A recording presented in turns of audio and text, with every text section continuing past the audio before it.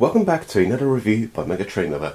Today we're having a look at a Bachmann model, as you can see, and you can tell from the box that this is a very old Bachmann model. In fact, just to confirm how old it is, I brought this second hand from the Bluebell Railway Gala last week, and it still had the warranty letter. It was signed the 9th of October 2003 from a model shop in Exeter. So it was purchased 20 years ago at a model shop in Exeter. That's how old it is. However, it has been DCC fitted by the previous owner. The locomotive is not actually in the box. You can probably tell from the picture what type of locomotive this is, but if you are unfamiliar, we'll just turn to the side. This one, as you can see, is a B1 number 61003 Gazelle in British Railways black with delayed crest. So to be specific, this is a ex-LNER Thomson B1 class mixed traffic locomotive. So we'll put the box down. A bit of history about the class. So as mentioned, these were built by the, if the camera focuses, there's a bit of a, oh come on, let me just zoom in, there we go. I don't like it when it's out of focus. Anyway, so as mentioned, so these were built by the LNER and then later British Railways to the design of Edward Thomson. They were built between 1942 and 1952, and in total there were 410 of these built. 60 of them were built at Darlington, 10 at Gorton, 50 were built by the Vulcan Foundry, but the most numbers of the class, 290, were built at the North British Locomotive Company. These were 460s, 2-cylindered, so very, very simple, and you could basically think of these as the LNER versions of the LMS Black 5s. And they were mixed traffic locomotives, as mentioned, and they were withdrawn in the 1960s. The final example was withdrawn in 1967. Two members of the class have survived into preservation. One of them is number 61264, which became the only ex-LNER locomotive to be sent to Barry Scrapyard, and the other one is number 61306 Mayflower, which is still in service doing tours on the main line. 61264 at the time of making this video is under overhaul, I believe. It's a good thing that, you know, we have two examples preserved out of 410. Shame there's not more, but, you know, let's be thankful for, you know, at least what we have, basically. So as mentioned, the locomotive is not actually in the box. I'll put the box to one side. The locomotive is right here. Now I will, the tender itself is right here. Now I will say, I'll just put these down. I will say that this is a 20-year-old model. I'm not going to judge it, you know, too much by its detail, because, you know, it's 20 years old. It's a very old model. It would be unfair of me to basically judge it, you know, against detail of modern locomotives. The reason why I brought this, it was such a good price for a DCC fitted B1. I used to have a Hornby B1, which I sold because delivery on it wasn't. I'm modelling a BR sort of 1950, 1968 era. So that the apple green livery on it was inaccurate, was basically inaccurate for me. But I saw this for a very good price. It's, you know, it would be unfair of me to judge this model against the details. So I'm just going to, you know, look at the model, see how it is, and I'm just, you know, with the mindset that this is a 20-year-old model. It's not a model which is available nowadays. I'm not too sure if Bachmann still make the B1s. I do know they updated. They kept the bodywork, but then they updated the chassis. Yeah, I believe. But anyway, let's put the tender to one side, and we'll have a look at the engine. Now,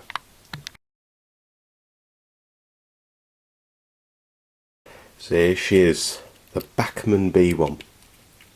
For its age, absolutely beautiful.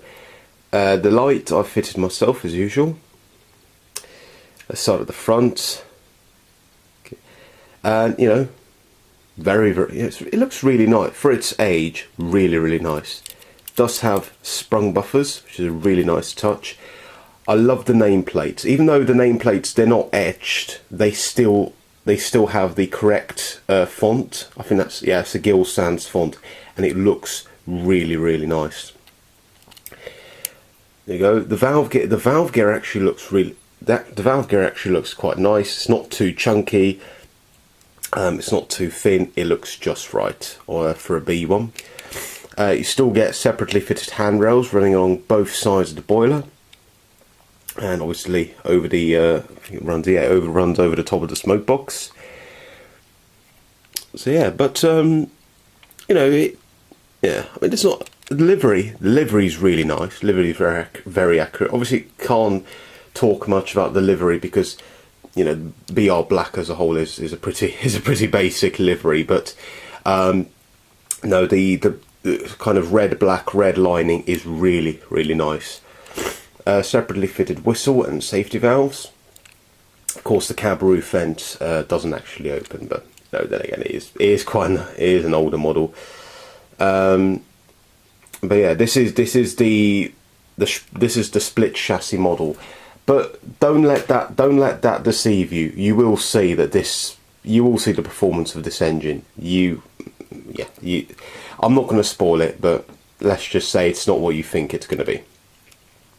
There's this number 61003, and yeah, so we talked about the nameplate already. Now the cab. Now, because the decoder is actually fitted in the cab, you can't actually see the cab detail. That's just the way the previous owner did it. But I've had a bit of a look. The cab is it looks okay, but it is unpainted. But yeah, but you know, for the price, for its age, it looks quite nice.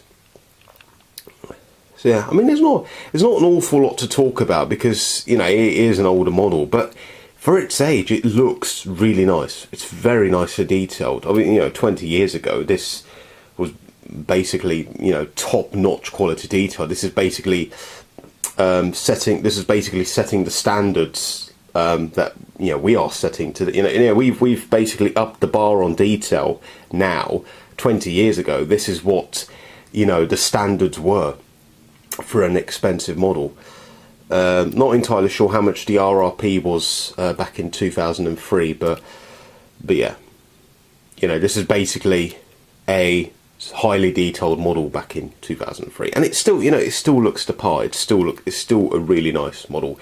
Not up to the same standards as modern locomotives, of course, but you know, it does hold up for its age. It is a very nice looking model. You know, you still got a separately fitted, what looks to be, yeah, that is definitely separately fitted reversing rod, and you got the lubricators and the sandpipes, and obviously the handrails are separately fitted. So, you know, it is a really nice looking model for its age.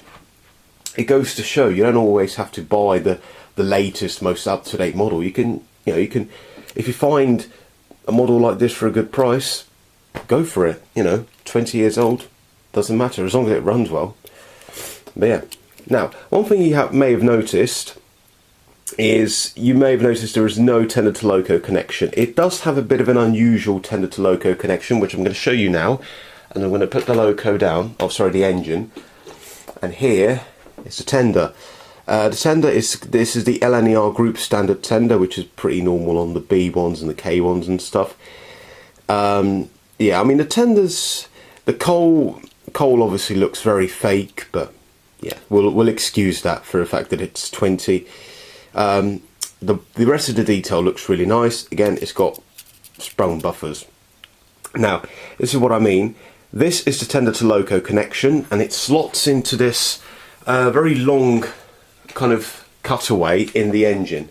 So there, just behind the brake rigging, if it focuses. Yeah, come on. There we go. It slots in there, like so. And then as it's turning, you see, there we go. Now it is a very unusual connection, and as a result, you can probably tell already, but the tender does not actually pick up power. So again, you know, 20 years ago this was acceptable. Now, you know, if a model was made nowadays with this kind of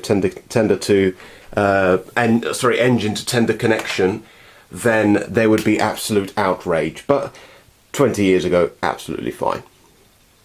So yeah, you know, I don't want to be harsh on this model. It is 20 years old.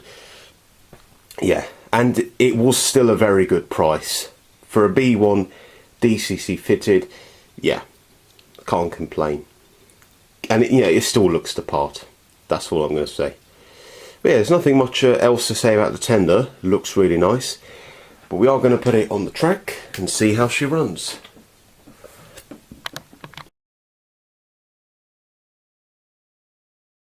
So here we have the Bachmann B1 on the track.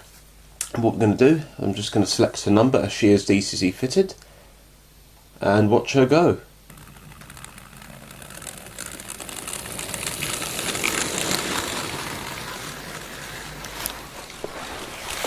And away she goes. So I've just put her up to halfway speed. Just bring the controller. See, number 14, she's halfway. It says 28 on the gauge master prodigy. And considering her age, she's running quite well. Obviously a bit noisy, but you know, considering split chassis, 20 years of age, very nice runner, all things considered. Of course not up to modern standards, but yeah, again, you know, I mean, 20 years old. Anyway, let's see a few line side shots.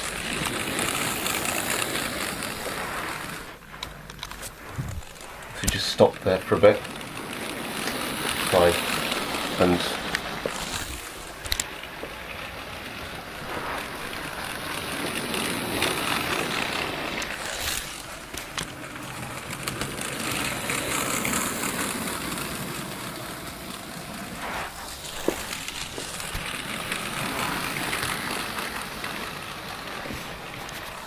so yeah, as you can see, she's running quite well.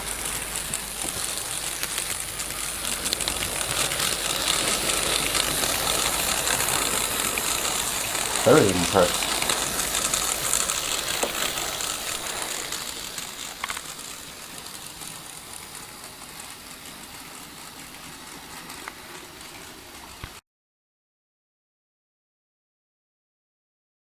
So just to conclude this video, really impressed with this model, considering the price I paid for a DCC fitted 460, and it doesn't matter the fact that it's 20 years old.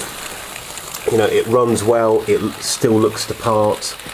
Yeah, all in all, very impressed with it. You know, if you can get hold of one for a good price, go for it. You know, it's still quite a nice model. If you're just looking for a, you know, a kind of a basic B1 to begin with now, then I definitely recommend it. If you want a more detailed B1, I'd go for the Hornby one, but the Bachmann B1 here, still a really nice model, and you can get a more updated version with a much better chassis. So yeah, anyway, thanks so much for watching. I shall see you in the next video. Goodbye.